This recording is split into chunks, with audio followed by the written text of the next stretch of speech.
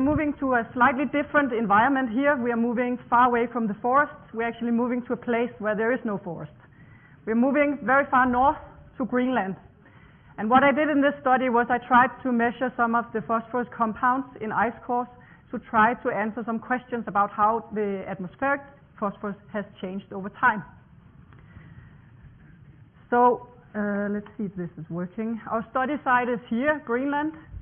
And more precisely, we are at the northeast Greenland ice stream and at the ice core drilling site Nîmes. And so just because I guess most of you are not very familiar with ice cores, I'm just going to give you a crash course here.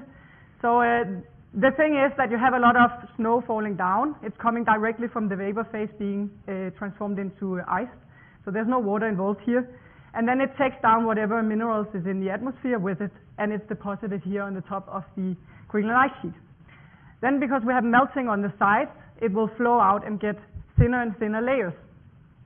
And so that means that if we take a climate record, we have in the top half of the ice sheet the whole of the Holocene, that is the whole 10,000 years record, whereas in the bottom we have another 100,000 years. So I can go in and I can tell you what the atmospheric deposition of phosphorus has been over 110,000 years when I look at the Greenland ice cores. We also have the great thing that the Greenland ice is rather thick, so we have 2.5 kilometers of ice. And this means that the annual layers are something like 50 centimeters in the central Greenland ice. So what can we do with this ice? We can of course measure the phosphorus compounds, and some of the questions we want to answer is of course what are the long-term changes in the atmospheric deposition of phosphorus. We also argue that this is actually a global signal because we know from analysis of the dust in Greenland ice cores that this dust has traveled all the way from the Chinese deserts over the Pacific and then arrived in Greenland. So it's sort of a global signal that we are looking into. We are speculating that there is an increased load of phosphorus during the last glacial maximum because we have lower sea levels which would expose the shelf where you previously had a lot of phosphorus. So that was one of the hypotheses that we wanted to test. We also speculated before starting that there would be some sort of anthropogenic increase in the past 150 years maybe. And then we also wanted to answer, like with the Greenland melting currently 258 gigatons per year, how much phosphorus is released to the ocean with that melt. So this is just to show you the last glacial maximum with some additional dry areas, some additional shelf areas. And this is the increase that you probably all know from the recent past. So we cut out the ice core into a piece 3.4 centimeters times 3.4 centimeters, and then we melt it continuously. And so basically we melt it here, and then we get away some air, and so that we only have the water. And then we measure on the continuous melt stream with the molybdenum blue method and a 2-meter long liquid waveguide cell, the phosphorus concentration. And we also measure a non-filtered version that I will call DRP acid. Then we did some discrete samplings measuring phosphate with the ion chromatograph and some ICP-MS samples also. So just to show you some results, here we have an ice core record. And so this is today, over here 2004. Here we have 1930, here we have 1830, and here we have about 1770. And this was a little bit of a surprise because we don't see any anthropogenic increase, which we would have expected. We basically see no anthropogenic increase in this. But as always, the devil is in the details. So if we go a little bit more into the details of this, then this is the older section, 1830 to 1770. And you see here the dissolved reactive phosphorus. What I also show is the conductivity which relates to volcanic eruptions. So when we have higher conductivity, we have more acid in the ice. And then we have the dust, just the particles basically in the ice water. And what we see is that when we have a volcanic eruption, we see some increase of the phosphorus, probably related to the solubility changes. We also see that when we have high dust, it tends to be followed with also high phosphorus, suggesting that it's mainly inorganic phosphorus coming with the dust. Now if we go to the more recent period, we see again somewhat the same level, as I said before. We see somewhat of a 70s peak in the conductivity, but nothing related to what we see when we have volcanic eruptions. And we see some high peaks still in the phosphorus. But those high peaks seem to be coming without any corresponding peak in the dust, suggesting that we have a different source, maybe an anthropogenic source. So we tried to look into the sub-annual deposition of the phosphorus. So here you have the 12 months, starting with February, just to make it really confusing for everyone. And here we show some other compounds that we measured, the dust, the sodium, the ammonium. And the blue here is now the dissolved reactive phosphorus over the course of a year. And we can see that a lot of it arrives in spring together with the dust, as I just showed. A lot of it follows the dust signal.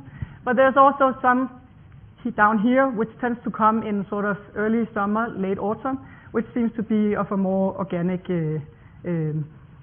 origin because it comes together with the ammonium. And one could speculate forest fires because that's often or speculated to be at least the cause of ammonium in ice cores. So we found that dust is about 4 to 100% of the signal. We have some biogenic source, and then we have a little bit of sea salt. Now if we go to the glacial situation, the world looks much different. So here we have today with the drowning polar bears, and back here we have some other animals.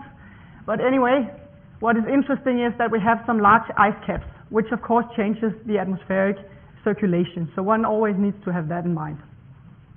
But what is also interesting is these extra shelf areas fairly close to Greenland.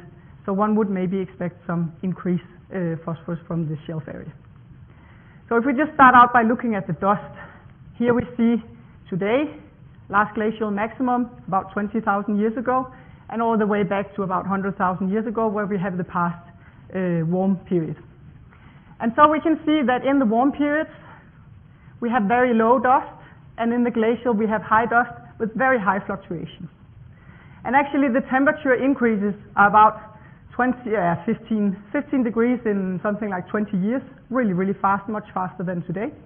And we see also that the dust changes in the course of 2 to 3 years with a factor of 100 to 1,000. Now, it's interesting to know whether this happens to the phosphorus also, so we studied this section of the ice. And here is the dissolved reactive phosphorus, but the non-filtered version, so it's molybdenum blue method, but not filtered. And we see that in these very cold periods here, we have very high phosphorus content, and in the warm periods here, we have very low phosphorus content, so it basically follows that of the dust. If we zoom in a little more to some of these sections, then we have here some sections from around 20,000 years ago, and you can see the dust content here and the phosphorus, and we have these rapid variations in the phosphorus also, showing increases of about, say something like 20 times higher within a year, just changing like that. And we see the glacial interstadial with much milder climate, more simulating the climate that we have today, even though it's still some 15, 20 degrees colder than today. We also tried different methods. So we measured it continuously here, the DRP, the blue line with the big variations, but we also tried the IC measurements. And it seems that the IC concentrated phosphate versus the molybdenum blue method actually shows higher concentrations, which is probably related to the dust particles going into solution as the water stands around in the lab. Now we also try to look into how dust and phosphorus actually relate to each other. And because it's often speculated that the atmospheric dust is just linearly related to the phosphorus. But we see that while there is some sort of maybe linear relationship between the amount of dust particles and the amount of DRP in our samples, it's very different from the different periods. You have to notice the scale is quite different here. And so it's not really just simply linear correlation. So what we found out through these studies is that the concentration of total phosphorus in our samples in the recent past is something like 8.4. In the glacial warm situations, it's about doubled. And if we go to the glacial cold situations, you have about 20 times more. We also looked at the phosphate, and what we see here is that the concentration is lower than the total phosphorus, obviously. And the same is the case in the cold situations, but the change from the last glacial maximum to today is much less for this more dissolved part of the phosphorus. So then we try to estimate with the current Greenland melting of about 258 gigatons per year. That number is increasing with every reference that comes out. But if you look at that, then we get something like 10 to the 8 gram of phosphorus per year from the Greenland ice sheet. And this is not a big number, but the thing is that this is coming out locally and in only the summertime. So while it's not a big number compared to the global signal, it is actually interesting for the environment around Greenland. So to conclude, we have for the first time determined the atmospheric transport of phosphorus to the Arctic by means of ice core analysis. We have measured both the total and the dissolved reactive phosphorus to investigate both current changes but also changes of the far past. Our results show that we have really fast fluctuations during the glacial, that we might have an additional load, but it seems to be related more to dust, and we don't see that extra increase related to the shelf having more phosphorus load than just, more dusty areas. We see also a change between whether you think about total phosphorus or you think about the dissolved reactive phosphorus. The relationship is far from linear, so if you do some sort of paleo modeling, you may want to look into that a little bit. And in the more recent period, we find evidence of phosphorus increase in spring over the past 50 years in ice cores close to human occupation, and it could be related to forest fires. Thank you.